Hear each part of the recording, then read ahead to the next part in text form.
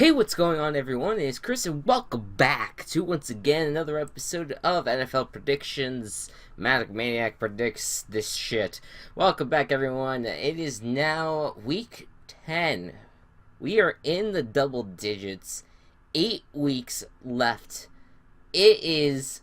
I can't believe it, dude. We're already halfway through. Some teams have already played their 9th game. It's remarkable. And I'm really, really, really excited because now it's starting to get interesting. Games are starting to get better. Obviously, there's gonna still be, ratings problems probably because that's what the NFL has been dealing with all year. But the games, Raiders Broncos was fantastic. Bills and Seahawks was fantastic. You had some really nice, fun games going on. But regarding both of those games and a few other games on Sunday and throughout the whole year, that will lead us into our kickoff topic, which is the NFL refs. You couldn't even see the screen transition. That's how accurate that NFL logo placement was. Yeah, boom, there you go. The refs, I started following football, and one of the most, frustrating things when watching the game, because, regardless of how you feel about the pace of the game, sometimes they go very slow, sometimes they go very fast. It varies on how they want to run their offense. But, it's always frustrating when the game has to stop, when you have the flag thrown, and someone takes a penalty. And most of the time, it's well deserved. When someone jumps off sides, that's absolutely well deserved. When someone's holding on to the person and like throwing them to the ground, and it's not even necessary at all. That's stupid. Getting into stupid ass arguments and throwing punches, getting yourself ejected. Yeah, that's all not good. But why is it that it seems like the last 2 games that we saw, and this is not to discredit the win that the Seahawks have, or the Raiders have. I think they both played their hearts out. I think they both deserved that win. But don't you feel like part of the reason why the games ended the way they were because of ref decisions? The whole thing is, it's kind of sucks when all of a sudden it comes down to what the referees have to say. And, I wouldn't have as much of a problem with it if it wasn't that there's sometimes when it was, inaccurate in what they were supposed to be doing. The Raiders-Broncos game, they were pretty accurate. I was confused when the fumble happened. And the Raiders recovered it. I didn't really see a clear Raiders recovery, but I also didn't really get to see the replay very up close, so the refs probably got it right, and no one really disputed it online, so I'm assuming that's what the right call ended up being. But then you have the other side of it, and you have the Bills-Seahawks game, end of the first half, where it was chaotic. Dan Carpenter, first of all, the Seahawks jumped off sides, and then Richard Sherman basically chop blocked the guy, hit him down low, and I thought almost blew out the guy's knee. And since he was down for a while, they had to, they imposed the offside penalty. They didn't put down a roughing the kicker penalty, which I think afterwards they said that they did not have to do that. But what was supposed to happen and that didn't happen was, I think it was just a unnecessary roughness penalty, or late hit penalty, whatever it was. But regardless, the refs got it wrong then. They did not impose an extra penalty for someone hitting the kicker low. So, they ended up having to take a 4th timeout, resulting in a running of the clock, and what's his face, Dan Carpenter had to run off the field. They had to spike the ball, and then Dan Carpenter had to come on back, hit a longer field goal than he had to the first time, and then that ended up missing, going wide right, which unfortunately Bills fans have a little bit too much familiarity with. But what was weird about the whole thing was that it really, that's what ended up costing the Bills the game. Because if you think about it, if that field goal went through, and we're in that last few minutes when they were trying to get a touchdown, the score would have not have been 31-25. It would have been 31-28. What if the Bills kicked a field goal then at the end of the game? It would have been a tied game. We would have either gotten overtime, or Seahawks would have still ended up pulling out the win with like a fast-paced offense. Regardless of that, yes, maybe those penalties and all that, maybe that was not necessarily a factor in what the how the game ended up going out. It probably how the kick happened, that might not have played a huge factor in it. But the fact that it did go through once, this happens all the time. The kicker hits it once and then does not make it the second time. It almost always happens. And sometimes the coaches are brilliant because they're able to call the timeout right as the one kicker kicks it all the way in. And then they're forced to kick it a second time and they end up missing it. That's happened a lot of times this season and during some college football games I've seen. It's just brilliant. It's fun to watch, and it's exciting when that happens because you kind of almost expect them to miss the second time. But regardless of how much the penalties, the missed penalties were a factor, and the fact that they had to kick from a further distance was an issue as well. That would be forever discussed. But it was such a weird thing that happened with the refs. So my thing is, first of all, if you're going to complain about refs every single game, saying that they gave the game to this team and all that, then why are you watching this sport? I mean, look, you have to realize that the same refs basically are the same ref issues you're going to have in every single freaking game, and there's going to be a lot of inconsistencies.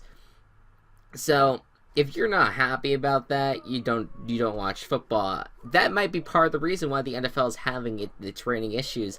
One of the reasons of many, I'm sure, is that people find the game inconsistent because of the way that the refs call the games. And I just accept it as just being there, and it sucks, but I'm just like, you know what?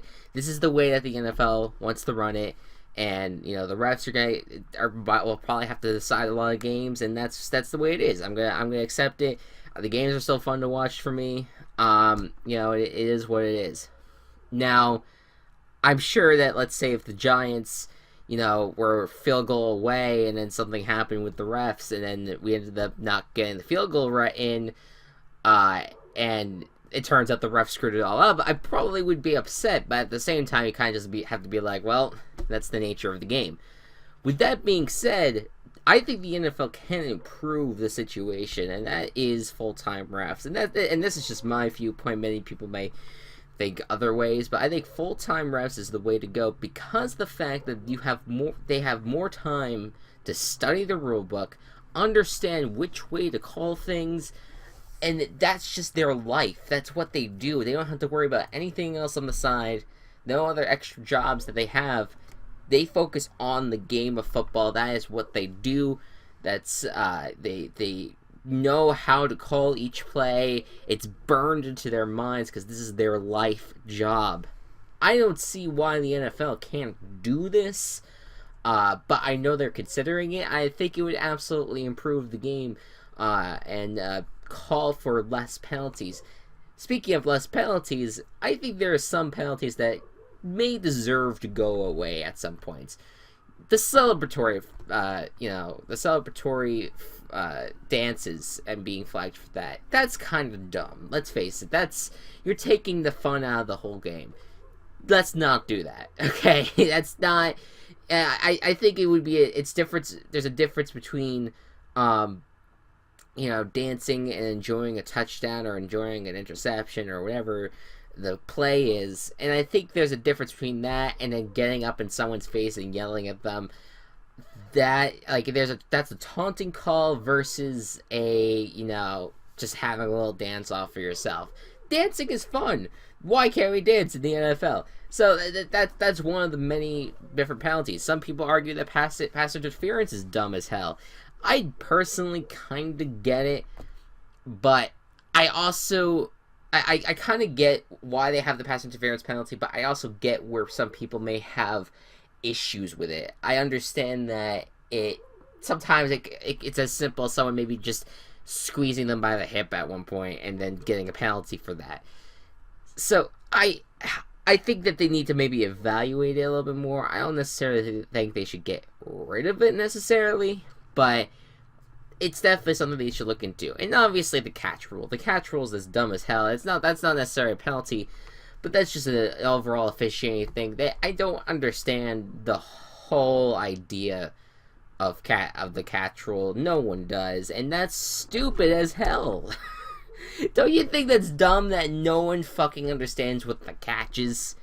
And they make it that it's so overly complicated. It does not need to be as complicated as it is. There's just something wrong about that.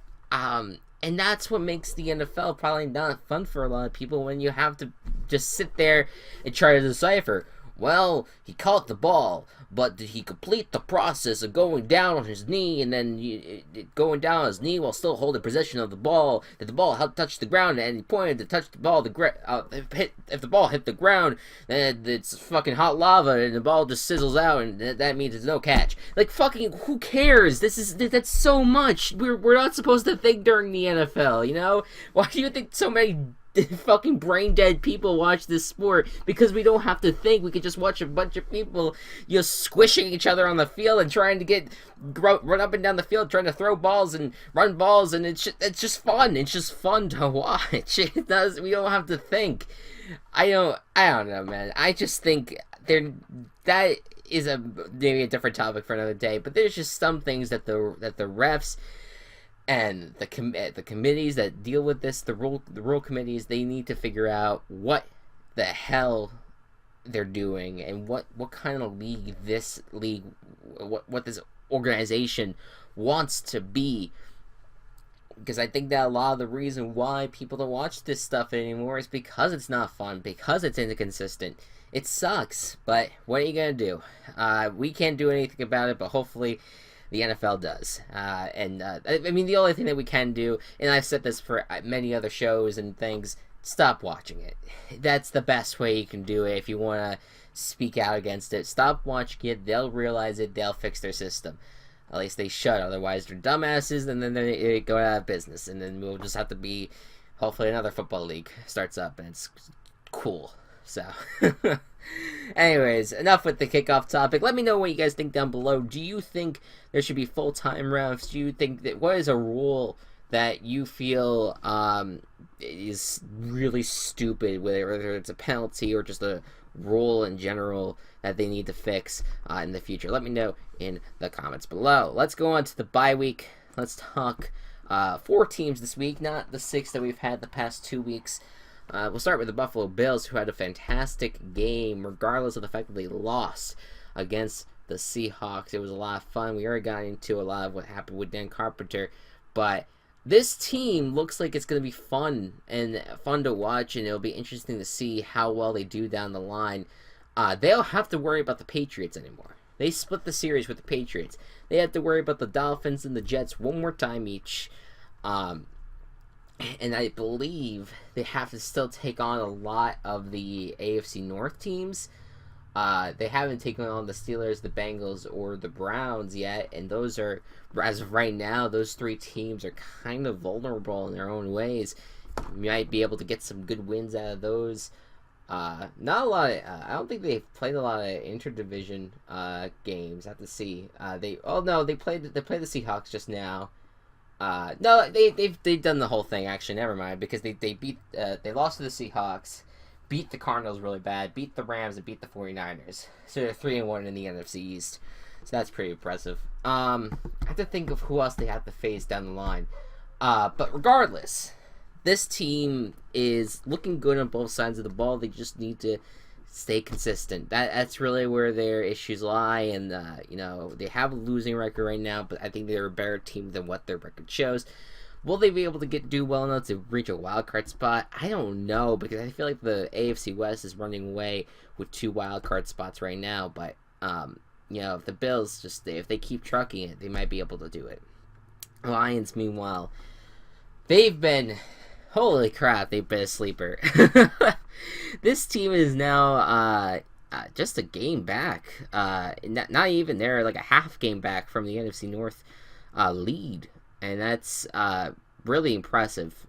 That's, in my view, that is awesome to see, because at first we all thought, I thought they were going to be able to keep the momentum that they had, at the end of 2015, but at the same time, I was just like, do you really think this team's gonna be able to do it? Because they don't really have that amazing of a defense. But Matthew Stafford has come out and played an MVP caliber season, and he's absolutely been doing so much for the team and doing really, really well. So I'm looking forward to seeing what this finish is going to be for the Lions, how they're going to be able, if they're going to be able to take down the Vikings and the Packers in the AFC North. It would be impressive. Speaking of MVP caliber seasons, Raiders. Holy freaking shit, dude. They are right now on top for now. I mean, we'll see if the Chiefs win this week. The Chiefs will be the head of the AFC West. They'll have to share. The Raiders will have to share their first place lead, but the Chiefs, rather the Raiders, their car's playing awesome. Their offense is playing awesome. Their defense is getting better by the minute. They were able to take down the Super Bowl champions, who, as to be fair, hasn't really been playing. Only won one game in the past, or rather, they've won 2 games in the last 5 weeks. So, I don't know, but I just think that the Raiders have been really playing very well, and if they don't make the playoffs, it'll be the biggest disappointment this season. It would be so disappointing. Right now, I mean, the Panthers are pretty much that disappointment of the season, but if the Raiders miss the playoffs, that would suck, because so many people have been hyped about this team. They've been playing really well now, and now they get a bye, which is very nice. But I hope that they can keep it up. They're a win away from a 500 record, and if they could keep the ball rolling, it could be great for them. The Colts, meanwhile, took down the Packers. Great win for them, but now they need to get their act together and really just keep that consistency. They played pretty okay on defense on Sunday. They need to keep that up. Andrew Luck, he's still having a pretty good season for himself. He needs to keep that up. It's just they need to stay consistent, and they need, they can't drop the easy games going forward. So right now they have the second place spot in the AFC South. The Titans could potentially overcome them this week, but the Colts, they need to just focus on. They need to just focus and get through games that they need to win in order to win the AFC South. And I think really the South is wide open, but I think the Colts can do it. We'll see what happens though. All right. That's it. Predictions. 83-49. I actually went back. And, first of all, we went 10-3 last week, which I thought was one of my better records. It was really good. I went back to week 10 of 2015, and I looked at that video, and we're not that far ahead, but we're far ahead in the sense, not far ahead, but we are ahead in the sense that I'm 5 wins up on my what's it called? I forget what it's called now. On the 2015 predictions, that was a 78 wins, and I have 83 wins as of week 10. Now, of course, there might have been a different number of games that have been played to that point, but still, 83 compared to 78. it's math. It's better. So that's what matters to me. And hopefully we can keep the train rolling. We've only had one losing week thus far. Other than that, we've been pretty good. And I want to keep on doing better and better and better. This week, however, I wanted to change things up. I feel pretty comfortable right now, where I want to start making some pretty wild predictions. Not super crazy, but just some things that I can see happening. So let's start with the Browns at the Ravens, Thursday Night Football. Anything can happen when it comes to this rivalry between the Browns and the Ravens. This is is this the second time they're meeting this year? I'm pretty sure. Yeah, it's the second time they're meeting this year already. The Browns, they've been playing okay. It's just that they just can't win games. And obviously against the Cowboys, it was impossible for them to pull it out. But the Ravens, this can be a winnable game for the Browns if they just keep the momentum going on offense. I think Cody Kessler gets the start. You have Terrell Pryor, who's been, such a need on that offense, such a high-flying player on that team, who could throw the ball and catch the ball and run the ball. Like he's like this triple threat, and he needs that.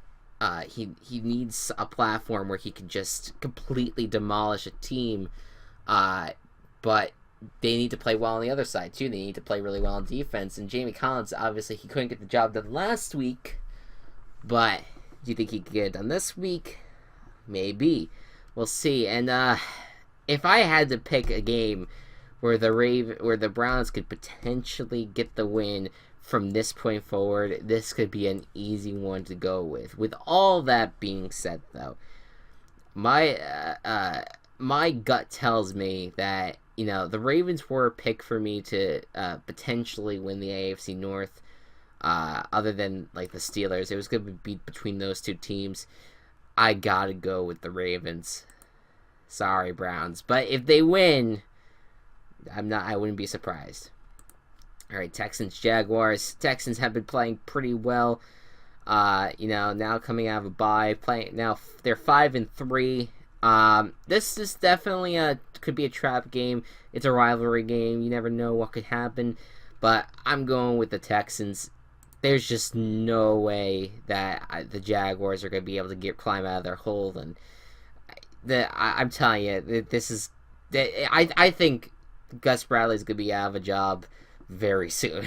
Honestly, even though they don't have any bye weeks left and they don't really like doing in-season firings, I just don't see the Jaguars being able to pull out wins at this point. But if they pull out this win, could be huge for the AFC South. Huge shakeup.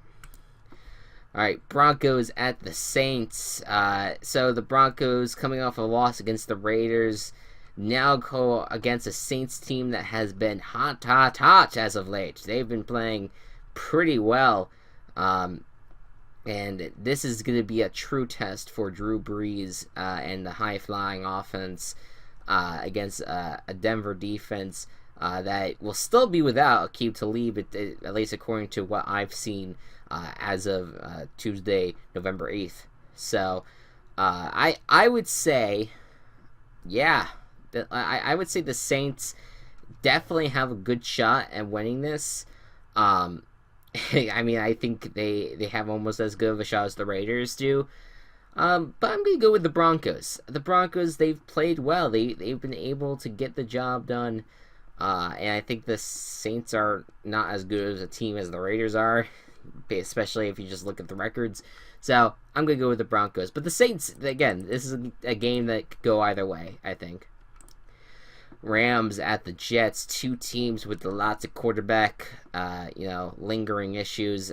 I'm confused on what the Jets are, what's actually happening with the Jets. I know Ryan Fitzpatrick was injured, but I think they said something along the lines of, like, if he's not, if he's healed and he's ready to go, then he'll start.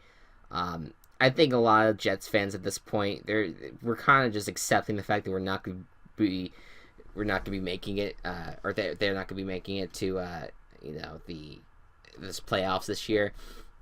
I hate saying we, by the way, because one, I'm a Giants fan more a Jets fan, and two, I just hate using the term we when talking about football, because I think if you're not the one out there on the field or on there on the sidelines actually coaching or anything like that, you don't deserve to say we. You've never been part of the organization. You've been just fans of it. It's different when it's like college sports, but that's an argument for another day. But I just wanted to acknowledge me saying that. But anyways, so the Jets, I think that Jets fans have kind of accepted the fact that Ryan Fitzpatrick sucks, and that we need to... I said we again. They need to start looking towards the future. So the Jets, to me, I think that they should start Bryce Petty, just to see who they have, and if all of them suck, then they need to have like a organization override or something. They need to get their act together. Meanwhile, the Rams, they played the Panthers tough. They played pretty decent defense, as they usually do. But there's a lot of offensive questions. We'll see if Jared Goff gets to start this week. Again, I'm not too sure as of this recording. But regardless of who starts, Case Keenum or Jared Goff, I would say the win goes to the Rams, regardless of the fact that they have to travel from LA to New York. All right, Falcons at the Eagles. This was a fun game to watch last year, but now both of these teams are much, much different, and I'm looking forward to this game, regardless of how the Eagles have been performing as of late. The Eagles played a pretty competitive game against the Giants. I thought they were going to pull out the victory. They ended up not doing so, but this is a team that is aching for just to get a good win, and this could be a big win if they're able to take down the Falcons, but I just think the Falcons are too high-powered on offense for the Eagles to take down. But again, another game that could be a very close one. I'm dealing with the Falcons, though. All right, Chiefs at the Panthers. Or was it Panthers at the Chiefs? I'm not too sure. No, it's Chiefs at the Panthers. So the Kansas City Chiefs will now have Alex Smith back. What does that mean for the Chiefs? Well, everything.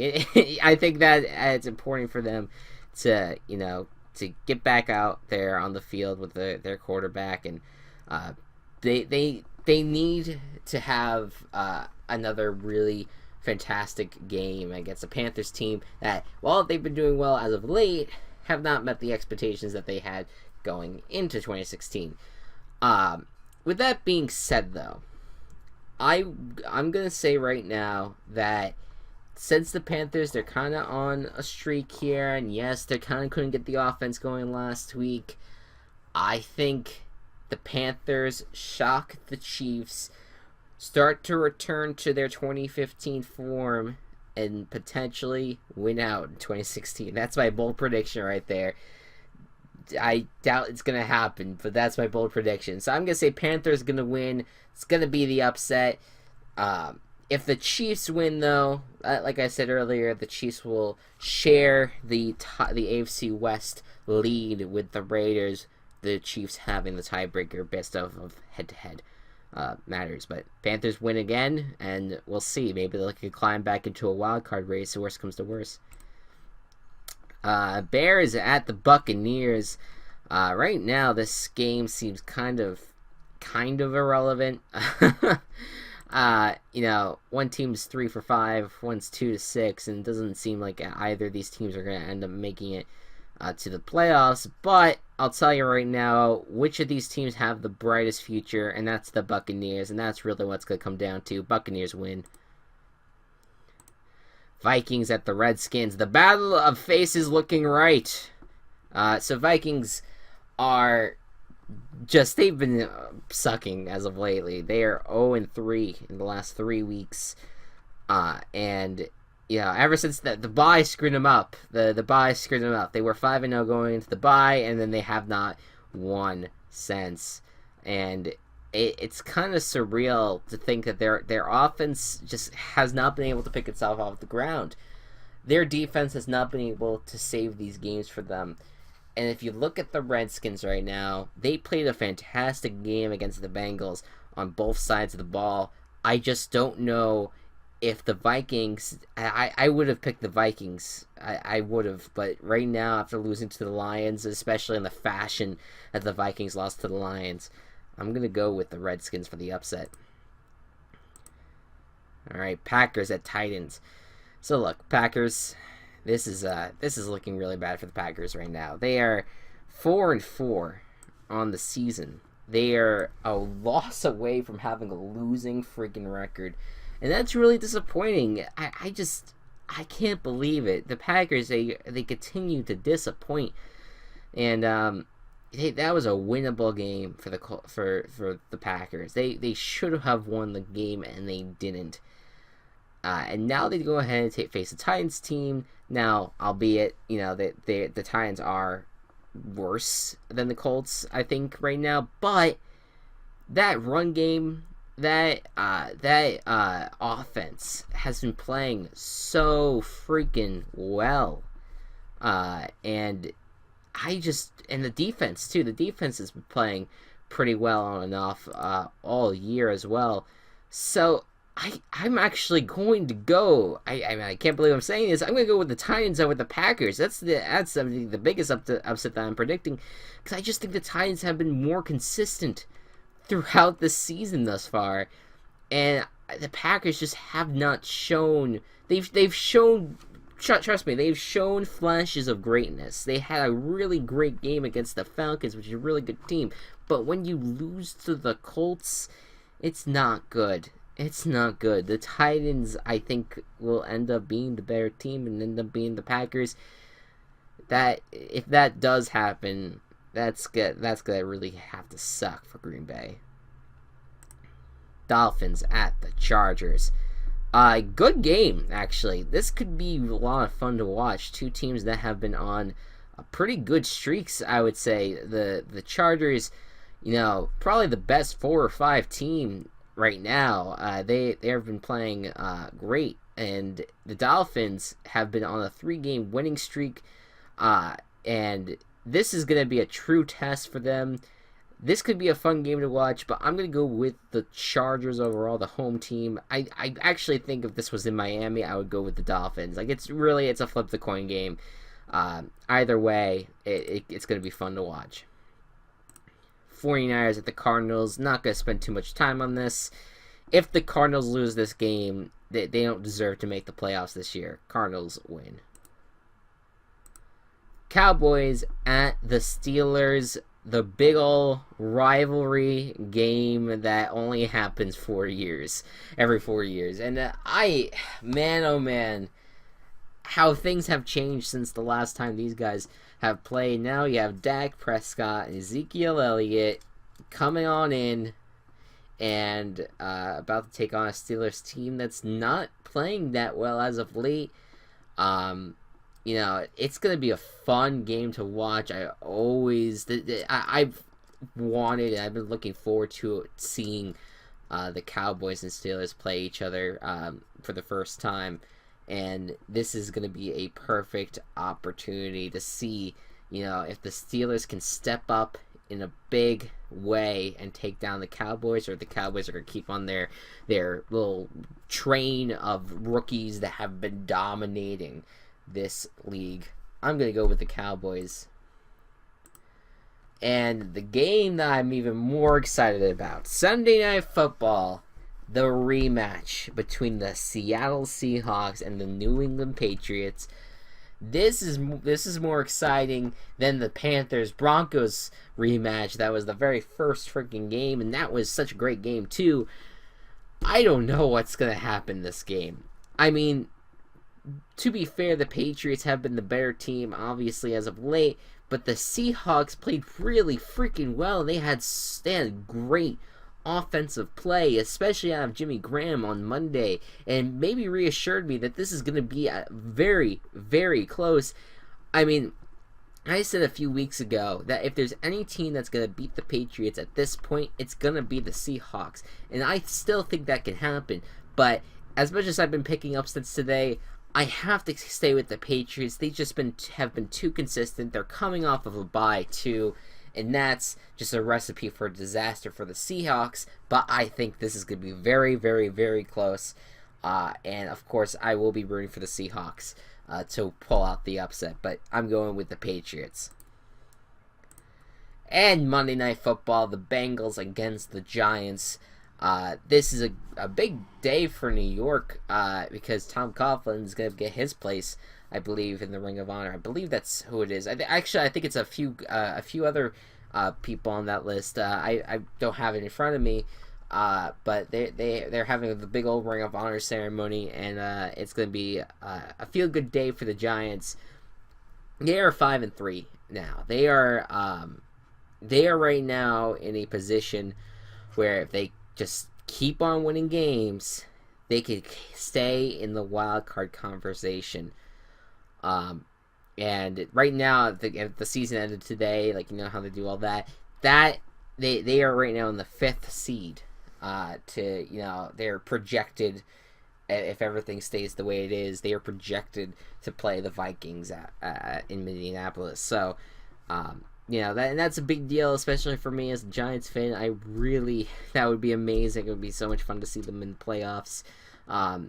We've been very blessed to have the Giants in there. Not every single year. In fact, we've been on a drought, but to see them in the playoffs every 5 years, 6 years, it's nice. But right now, though, and I really hate myself for doing this, but I just think the Bengals, they played so well in London, and it came down to, a missed field goal. They could have lost that game. Instead, it ended in a great tie, and Andy Dalton still is playing pretty well. The offense is still doing pretty well as well. The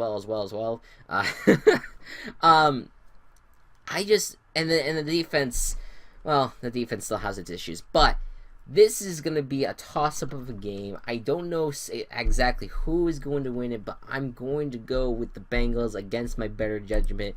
I just right now feel that I feel like the Bengals, I don't think the Bengals are a better team necessarily, but I think that they have enough tools to beat the Giants. If the Giants win, though, I'm sorry, Giants fans, my fellow Giants fans. I was very, very wrong. I should have been loyal to our team, but I'm going with the Bengals. All right. And that is the predictions for this week. I hope you all enjoyed. Let me know down below what you guys think about the ref stuff again, and any other predictions that you have for this week. I always love hearing feedback from other people. And with all that being said, thank you again for watching, and I'll see you guys next time. Bye-bye.